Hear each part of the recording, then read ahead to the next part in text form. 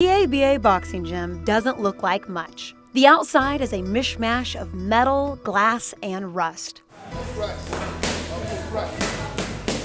Inside, the gym contains used equipment, a musty blend of old sweat and leather, and just enough space for a ring.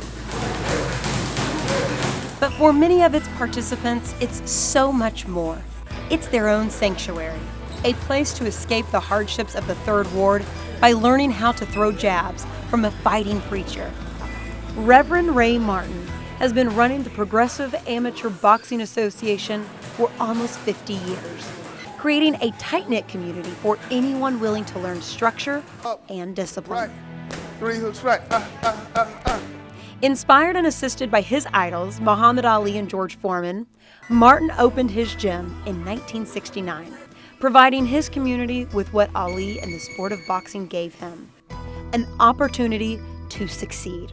Boxing has been somewhat of a lifesaver for me because I had quite a temper myself and had gotten into a lot of trouble trying to control myself, and somehow through boxing that helped me contain myself and contain my thoughts and the way that I reacted to people when they did something to me.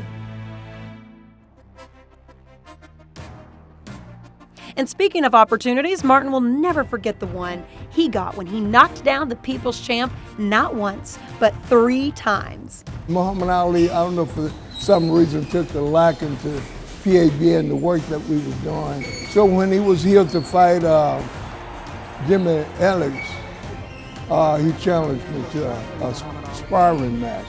Although he has never fought the fanciful moving target of a Muhammad Ali before. He was working out in the Astra Hall. And that was the first time I knocked him down, man, in the Astra Hall.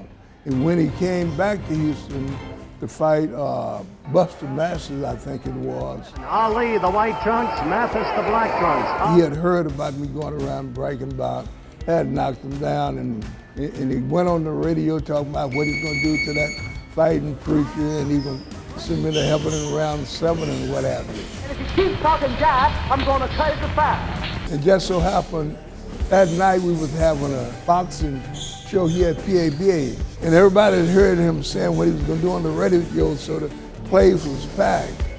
So he came in, pulling off his shirt and whatever, he said he wants that fighting preacher. And he came and got in the ring with me and challenged me to another fight, and that's when I put him down for the 3rd time. He claimed he slipped all 3 times. Martin knows how blessed he was to be given the chance to spar with the greatest of all time. The average person who had the status that Muhammad Ali had never would have given me the opportunity to be able to move to the level that I could make the claim that I knocked him down 3 times. No one else would have done that.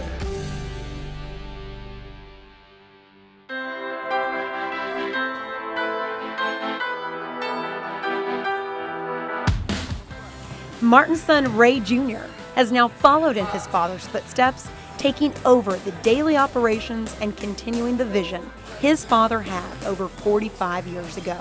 Being the son of someone who's been kind of known in Houston, there's been, a lot of pressure, you know what I'm saying? I've had to come to understand it, like I said earlier, as a blessing. I get young men in here all the time that have problems in their life, have things going on in situations, maybe things aren't going right at home, and they need a place to go and just get a release and to work out and, and vent some frustration, not only to get a physical workout, but also to get a mental workout and a mental exchange. Sometimes they just need to come in and be able to sit down and talk. They know that they can always come here and come back to PABA and get the help that they need. Ren White was one example of a life down the wrong path. I had been running away from home and having problems. I wound up on the streets, and I started living the street life, which led to me being incarcerated. White, having served his punishment and ready to move forward, knew about PABA from his youth and knew it was the perfect place for him to go.